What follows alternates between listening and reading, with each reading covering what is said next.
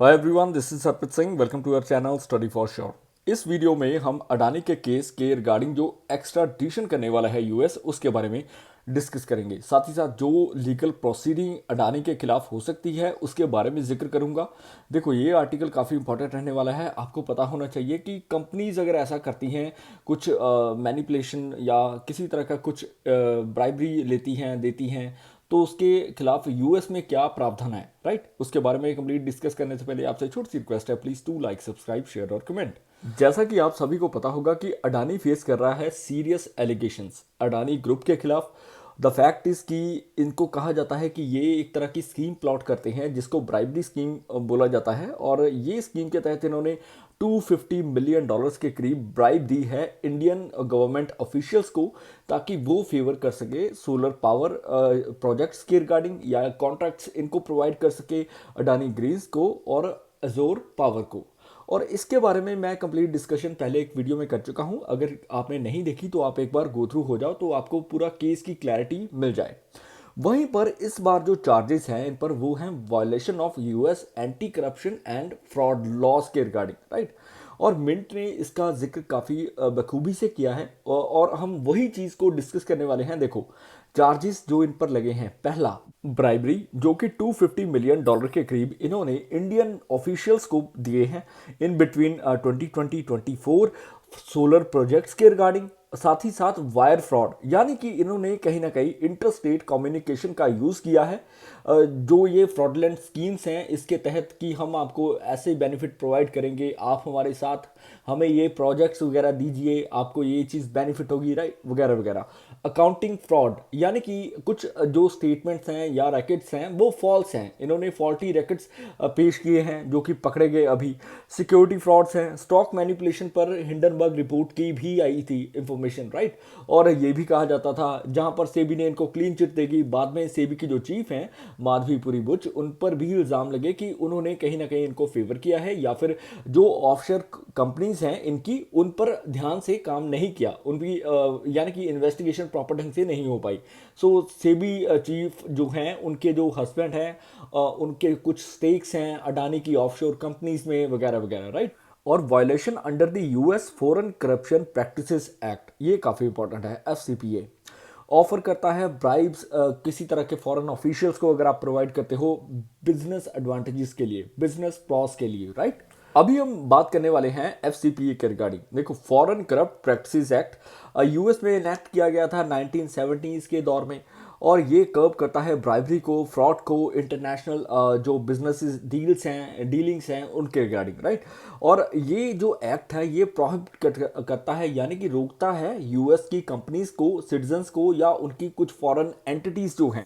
और साथ ही साथ जो फॉरेन कंपनीज हैं अगर किसी तरह का ब्राइब ऑफर करती हैं इनको, तो उन चीज़ों में अगर कोई संदिग्ध पाएगा उसको क्रिमिनल ऑफेंस झेलने पड़ेंगे।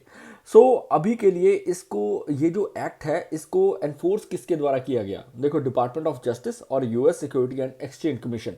इसके बारे में मैं पुरानी वीडियो में बता चुका हूँ। ये काफ़ी इंपॉर्टेंट है क्योंकि इस बार US security and exchange commission ने ये जो एलिगेशंस हैं ये देखे हैं, राइट? और साथ ही इसके दो प्रोविजन हैं इस एक्ट के, एंटी ब्राइबरी और अकाउंटिंग प्रोविजन।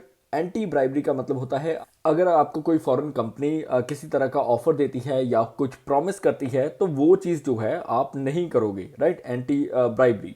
सो किसी तरह का कोई भी आप फेवर नहीं लोगे उनसे, फॉरेन ऑफिशियल्स को अगर दिया जाता है तो।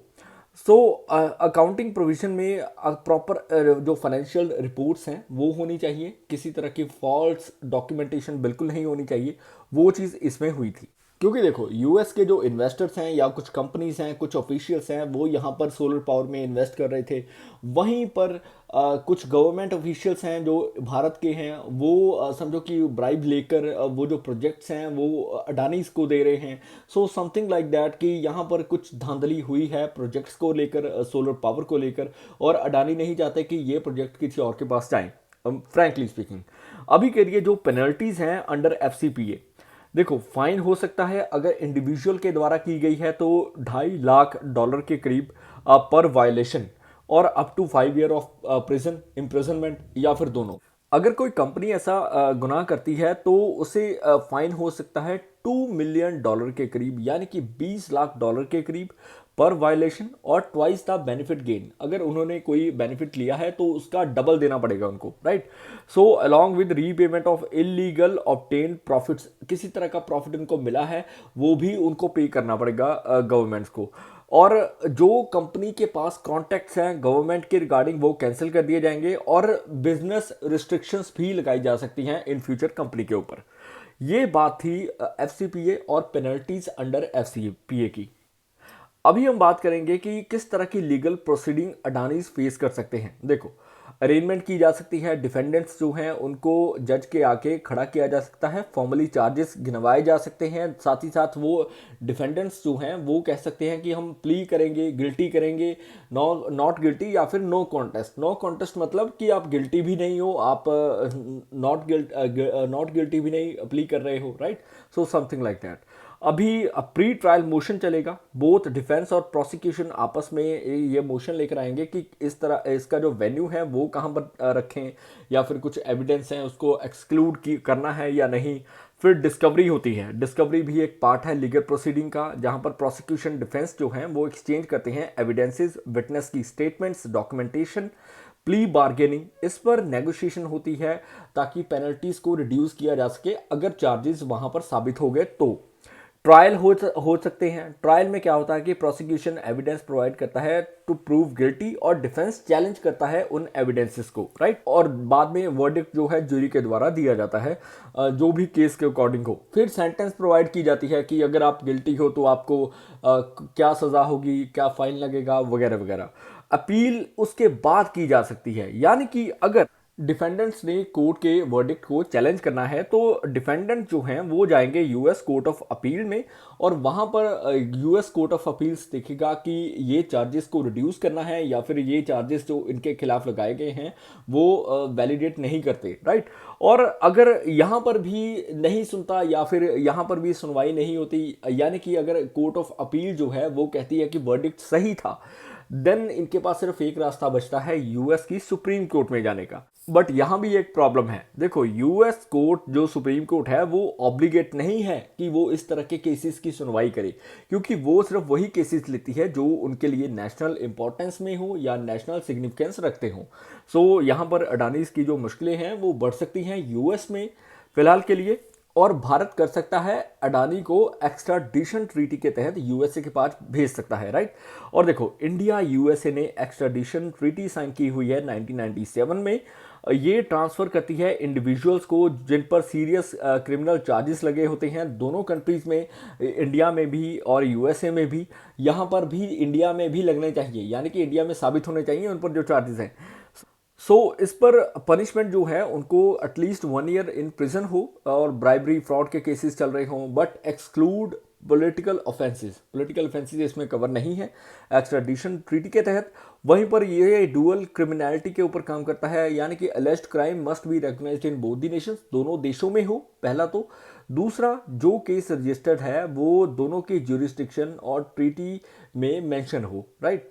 और आपके दिमाग में क्वेश्चन होगा, क्या हमने पहले कभी इस एक्स्ट्राडिशन ट्रीटी का यूज़ किया है? आपको याद होना चाहिए 26/11 मुंबई अटैक्स। देखो, इसमें तहव्वुर हुसैन राणा, इनको एक्स्ट्राडीट करवाया गया था भारत के द्वारा फ्रॉम यूएसए में ये पकड़े गए थे और बाद में इनको भारत लाया जाता है जहां पर इन पर चार्जेस लगते हैं, और 2011 में इनको जो सेंटेंस दी जाती है। और आई होप आज का आर्टिकल आपको क्लियर हो गया होगा, जो कि अडानीज के ऊपर जो लीगल प्रोसीडिंग्स होने वाली हैं उसके आधार पर था। और आपको अगर वीडियो पसंद आई हो, प्लीज़ लाइक, सब्सक्राइब, शेयर और comment. May you have a successful day ahead. Bye bye.